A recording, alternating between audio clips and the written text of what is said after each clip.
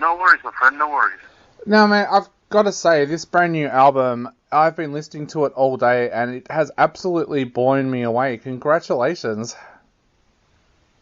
Oh, thanks a lot, man. That's cool. It means a lot. Thank you.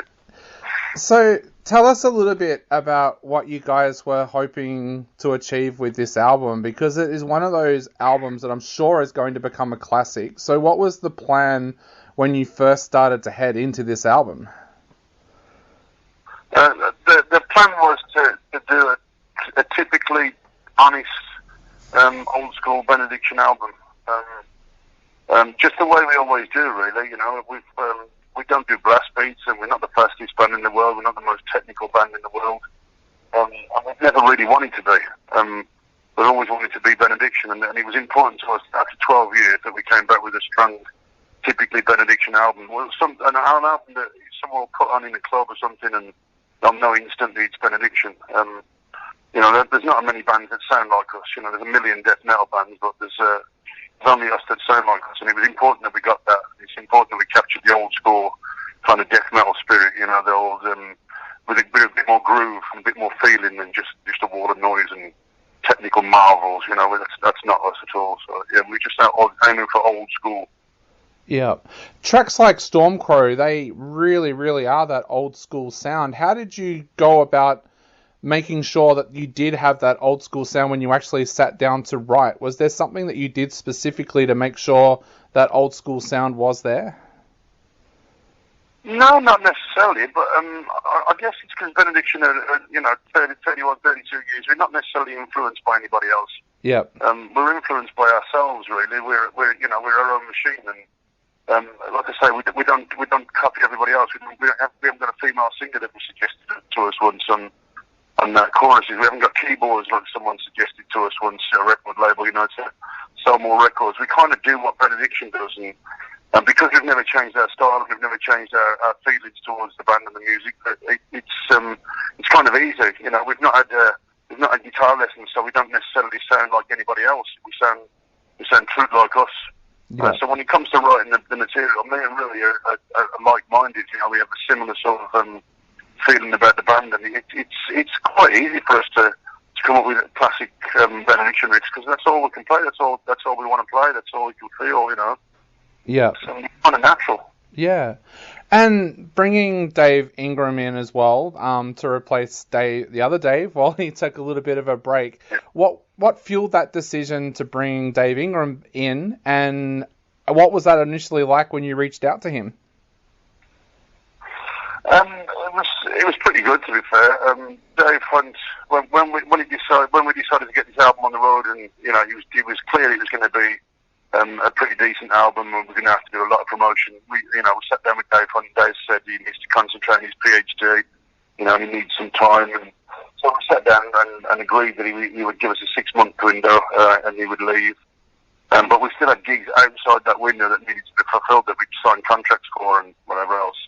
So initially I said to Rui, I'll just give Dave Ingram a ring and see if he wants to, you know, just do these couple of gigs in some of these festivals, and he can say goodbye to the fans properly, because he left kind of abruptly in '98 to go to Bolt Thrower, and never got to finish the Grand Leveler tour. So initially it was just to phone him up and ask him if he wanted to do a few gigs. I mean, I've not spoken to the guy in 20 years, you know.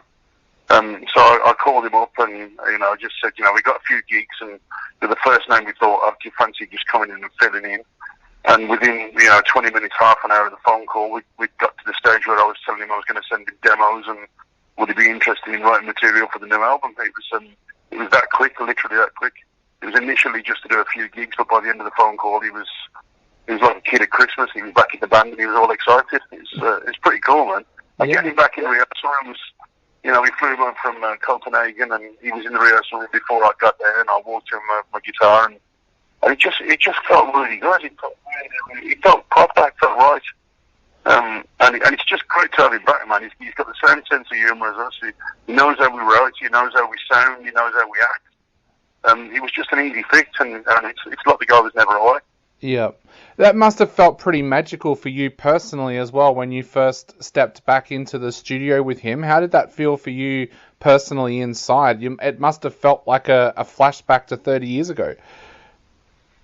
Yeah, it did. It was it put a lot of stuff to bed as well, because when he left originally in '98, he kind of, like I say, he left really quickly, and he left 4 weeks before we were to go out on the European tour with Death. So he kind of left us in the lurch. He sent me a Dear John letter. I'm not leaving for anybody else. And then we find out the press he's going to bowl thrower. So it was a kind of kick in the nuts at the time. So although we've not slagged him off and we've not had a bit of fallout, we just stopped contacting him. Yeah. So it's kind of weird when he got back to see how it worked. But from the first phone call and like I say, when we walked to that rehearsal room, and he was there, and everybody gave each other a big hug, and so everything was forgotten. And what he's done on the album is fucking incredible, man. His vocals, his lyrics, I think he's absolutely nailed it. It just feels really good at the minute, really, really good. Definitely, it does. It sounds absolutely amazing. I guess that leads to the question, what happens in the future? Like, will you guys, will Dave Hunt come back to the band in the future, or what happens there? No, the plan at the minute is that Dave Ingram is in full time and he's going to stay here. But you know what? You never know what's going to happen tomorrow. I'd have Dave Hunt. If Dave Ingram decides he's going to go again, I'd have Dave Hunt back tomorrow. I think he's a fantastic frontman, a fantastic vocalist, and a really good bloke. Yep. But at the minute, there is no plans for that to happen. At the minute, it's full on return to Ruby Gone and me, Rui, and Dave full speed ahead. Awesome. So tell us a little bit about the recording process as well. You went to Grindstone Studios and you worked with Scott Atkins. Tell us a little bit about working with Scott and what that was like actually in the studio working on this album. I wanted to kill him. He's a really good guy, Scott. He's got his heart really into music, and in fairness, it's Benediction's name on the front of the album, but Scott's name on the back, so it's important that he gets it right as well. But he was a proper slave driver. He would get us to go over stuff time and time again. And when we sat down with him originally, we said we don't, it's got to be old school Benediction. We don't want one of these machine sounding recordings. Everybody's, for me, everybody's too concerned about going too fast and being too technical, and the music's kind of getting lost. So we said to him, we need to make sure we've still got the Benediction groove. We need to make sure that everybody can hear what we're playing. We don't want to be a wall of noise. It's important that we get clarity, but we don't want it too polished. Yeah. I think he absolutely nailed it. But with riffs, he would make me play it again and again and again, and he would want it so tight, it was ridiculous. 4 more takes, okay, no problem. You do the 4, and then you go 2 more, and I'd say, I've just done 4. He'd say, just do 2 more. I'd do the 2 more, and he'd say, just 1 more. And I said, what else? I wanted to hang him out the window and just drop him. But he was absolutely perfect. And he would make me change my pick halfway through a song and say, okay, in this section, use this pick. And I'd be like, mate, come on, you have no laugh. He said, no, just try a fatter pick on this section. And, I don't tell him I said so, but he was absolutely right, Yeah. He'd move my hand up and down the strings slightly. When I was damping, he'd say, just move your string, you just move your hand slightly away from the pickup or stop towards the pickup. I'd be like, really? And he'd say, yeah, just do it, for fuck's sake. And I'd do it, and he was right, man. He was absolutely right. And he's got it nailed. You can hear every single note, man. You can almost see us playing the instruments. It's brilliant, man. Yeah. It is. It's an absolutely amazing sound with the album. And I have to ask as well, with the album coming out in the middle of a pandemic, how have you guys had to change how the album's coming out? And what does the future look like for you guys? Are they starting to talk about when you might be able to do shows and things again in Europe? Well, with this week we've just booked some shows in Germany at the end of November. But there's no money in it for us because the promoters are having to spend money to hire out churches. So we're playing gigs in big venues and churches, but with small numbers. There's like 300 people in a 1,200 people venue. It's crazy. So the overheads for the promoters are ridiculous. So we don't particularly get any money from it. But I'm just desperate to get out there and play, man. I mean, this album was recorded in November and December before the pandemic kicked in. Yeah. And we're all really excited. It's been 12 years and, we've got a new album out, brilliant album, good album cover, good package, everything's looking good. And then the pandemic hits and then it's gone from an April release to a June release to an August release. And, the record label are saying, what should we do? And we just said, just get it out, man. It's got to get out now. Yep. And it's getting old and we just wanted people to hear it, man, So yeah, hopefully we'll get these German gigs done. And you know, I mean, who knows what's going to happen with the pandemic? But I'm just desperate to get out. We had so many gigs planned for the summer, so many festivals, really cool festivals with really cool bands, and then he just gets the carpet gets whipped from under his feet. It's really bizarre. You know, when you consider what I'm experiencing since the last one, it's just it's heartbreaking. But you know, there's people worse off than me. There's always people worse off. So I'll deal with it, and then we'll just come back as soon as we possibly can, man. Definitely, yeah. I'm the same here. I haven't been to a show in 7 months now. We're still in lockdown, and I can complain about it, but at least I've still got a job. There's a lot of people here that don't have jobs anymore, so me complaining about not being to a show for 7 months is nothing. Absolutely, I totally agree with that. I mean, there's people that have lost loved ones and, you know, lost jobs and all sorts of shit. So, you know what, we'll get through this. We'll absolutely get through it. But it's just not nice. As you say, it's not nice for anyone.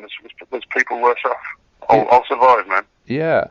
I have to ask, how does it feel knowing that you're going to play in a church? I've seen some great shows online in the last couple of weeks from Europe where bands have played in a church. What does that do for the ambience, and how does it make you feel about playing in a church like that? I don't know. I don't know. I'd play in a freaking supermarket, man. I just want to get out and play. Yeah. So I don't know. I don't know what the sound's going to be like. I don't know. I mean, see, Benediction, we're not rock stars, you know. Whenever we play a gig, we always mingle with the crowd and, you know, drink a few beers with the crowd and have some fun and whatever else. So it's going to be weird for us this time because we're going to have to go backstage, do the gig, and then sit backstage again and not mix. So that's going to be really tough for us, you know. People are talking about whether we should do a live stream, but that's not Benediction. Benediction, we're a live band. We need the interaction with the people. I need to see the guy down front who's getting really excited by us playing, and then I get excited watching him watch us.